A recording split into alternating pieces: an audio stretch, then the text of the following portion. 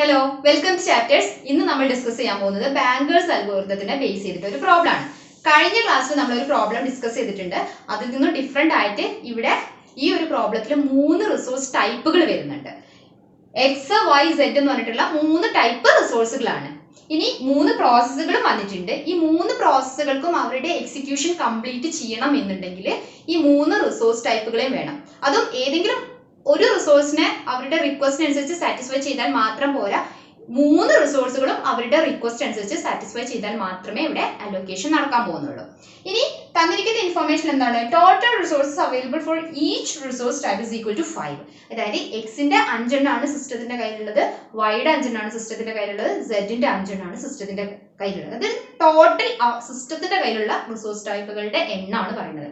നമുക്ക് ഒന്നുകൂടി ഇവിടെ എഴുതാം. എക്സ് ഈക്വൽ ടു 5 ആണ്, അതേപോലെ തന്നെ വൈക്ക് 5 ആണ് അവൈലബിൾ ആയിട്ടുള്ളത്, സെഡിന് 5. സിസ്റ്റത്തിന്റെ കയ്യിലിരിക്കുന്ന ഈ മൂന്ന് റിസോഴ്സുകളും അവരുടെ കയ്യിലുള്ളതിൽ നിന്ന് ഒരു അലൊക്കേഷൻ ഓൾറെഡി P0ക്കും P1നും P2നും കൊടുത്തിട്ടുണ്ട്. ഇപ്പൊ എക്സാമ്പിൾ എടുക്കാണ്ട് P1ന് വൈയുടെ ഒറ്റൊന്നും അലോക്കേറ്റ് ചെയ്തിട്ടില്ല, പക്ഷെ സെഡിന്റെ ഒരെണ്ണം അലോക്കേറ്റ് ചെയ്തിട്ടുണ്ട്. P2നാവട്ടെ സെഡിന്റെ ഒരെണ്ണം അലോക്കേറ്റ് ചെയ്തിട്ടുണ്ട്, എക്സിന് 2 എണ്ണം അലോക്കേറ്റ് ചെയ്തിട്ടുണ്ട്. അങ്ങനെ അതായത് ഉള്ളതിൽ നിന്ന് കുറച്ച് അവിടെ അലോക്കേഷൻ നടത്തിയിട്ടുണ്ട്. പക്ഷെ അടുത്ത കോളത്തിലോട്ട് പോയാലോ ഈ അലോക്കേഷൻ കൊണ്ട് അവർ സാറ്റിസ്ഫൈ ആവുന്നില്ല, അവർക്ക് കുറച്ചുകൂടി റിസോഴ്സുകൾ ഇതിൽ നിന്ന് ആവശ്യമായിട്ട്, അതായത് റിമൈനിങ് നീഡാണ് റിക്വസ്റ്റ് എന്നുള്ള കോളത്തിൽ തന്നിട്ടുള്ളത്. അപ്പൊ കഴിഞ്ഞ പ്രോബ്ലത്തിന്റെ കേസിൽ മാക്സിമം, അതായത് ആ റിസോഴ്സുകൾ എത്ര എണ്ണം മാക്സിമം അവർക്ക് വേണം എന്നുള്ളതായിരുന്നു മാക്സ് എന്ന് പറഞ്ഞിട്ടൊരു കോളത്തിൽ തന്നിട്ടുണ്ടായിരുന്നു.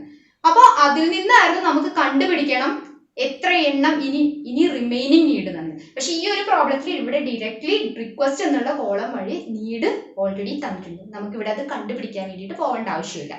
ഇനി നെക്സ്റ്റ് നമുക്ക് ചെയ്യേണ്ട അവൈലബിലിറ്റി ആണ്. അതായത് ഈ ഒരു തന്നിരിക്കുന്ന അലോക്കേഷനും ഇനി കറന്റ്ലി അവൈലബിൾ ആയിട്ടുള്ള റിസോഴ്സും വെച്ചുകൊണ്ട് ഇതിനെ അലോക്കേറ്റ് ചെയ്യുന്ന സമയത്ത് എന്തെങ്കിലും ഡെഡ്ലോക്ക് ഉണ്ടാവുന്നുണ്ടോ, ഡിറ്റക്ട് ചെയ്യാൻ പറ്റുന്നുണ്ടോ എന്നുള്ള കാര്യങ്ങളാണ് ചെയ്യാൻ പോകുന്നത്. സോ അതിനുവേണ്ടി നമുക്ക് കറണ്ട് അവൈലബിലിറ്റി കാണണം. കറണ്ട് അവൈലബിലിറ്റി കാണാൻ നമ്മുടെ സിസ്റ്റത്തിന്റെ കയ്യിൽ ഉണ്ടായിരുന്ന ടോട്ടൽ നമ്പറിൽ നിന്ന് ഇപ്പൊ കറന്റ്ലി എത്ര അലോക്കേഷൻ ഉണ്ടായിട്ടുണ്ട് അത് സബ്ട്രാക്ട് ചെയ്യാനാണ് ചെയ്യാൻ പോകുന്നത്. സോ ഇവിടെ സിസ്റ്റത്തിന്റെ കയ്യിൽ എക്സിന്റെ 5 റിസോഴ്സുകളായിരുന്നു ഉണ്ടായിരുന്നത്. പക്ഷെ അതിൽ നിന്ന് കറണ്ട് അലോക്കേഷനിൽ എത്ര പോയിട്ടുണ്ട്? 3 പ്രോസസ്സുകൾക്കായിട്ട് എക്സിന് 1 + 2 + 2, അതായത് 5 എണ്ണം കറന്റ്ലി അലോക്കേറ്റ് ചെയ്തിട്ടുണ്ട്. എന്ന് വെച്ചാൽ എക്സിന്റെ കയ്യിൽ ഇനി ഒന്നുമില്ല എടുക്കാനായിട്ട്.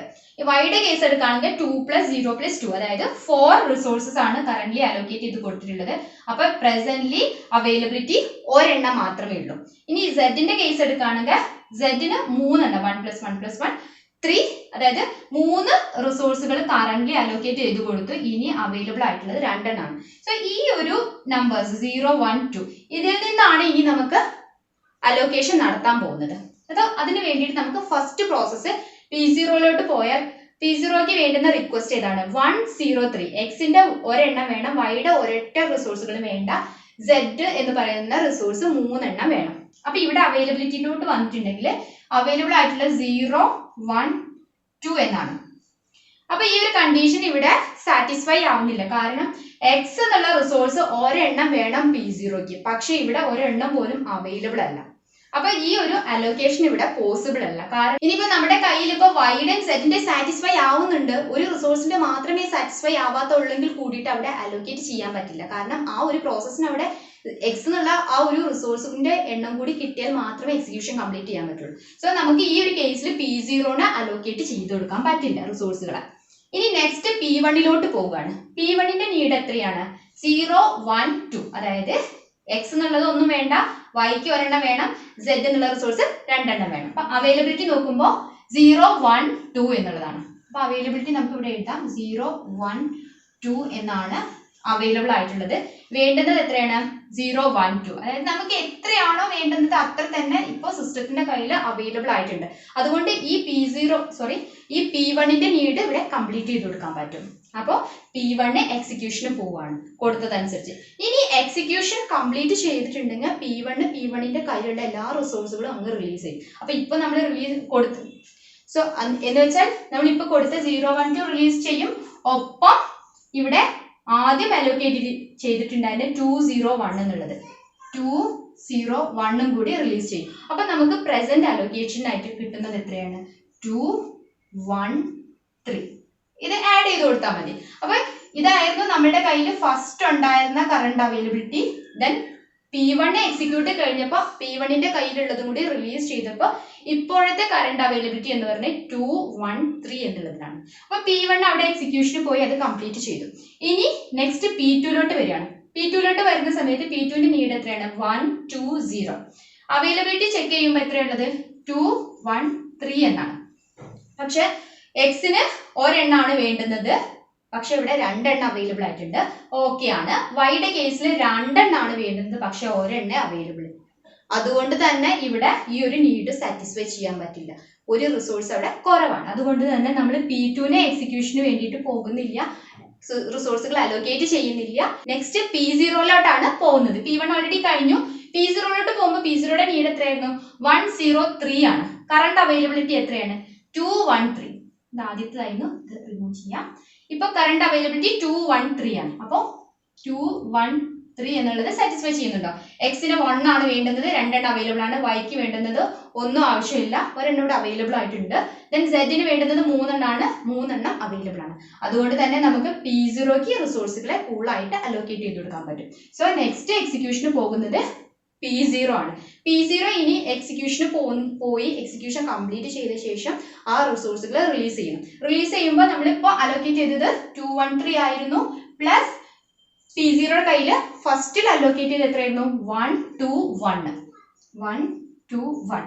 അപ്പൊ നമുക്ക് ഇനി അത് അപ്ഡേറ്റ് ചെയ്തിട്ട് നമുക്ക് കിട്ടുന്ന കറണ്ട് അവൈലബിലിറ്റി എന്ന് പറയുന്നത് 334 എന്നുള്ള ഇതാണ് ഇപ്പോഴത്തെ കറണ്ട് അവൈലബിലിറ്റി എന്ന് പറയുന്നത്.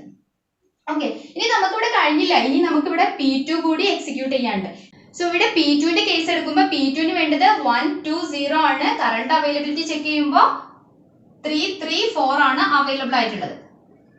ചെക്ക് ചെയ്ത് നോക്കിയാൽ അറിയാം, എക്സിന് ഒരെണ്ണമാണ് വേണ്ടുന്നത്, പക്ഷെ 3 എണ്ണം അവൈലബിൾ ആണ്. വൈക്ക് വേണ്ടത് 2 എണ്ണമാണ്, 3 എണ്ണം അവൈലബിൾ ആണ്. സെഡിന് ഒരെണ്ണം ആവശ്യമില്ല, പക്ഷെ 4 എണ്ണം അവൈലബിൾ ആണ്.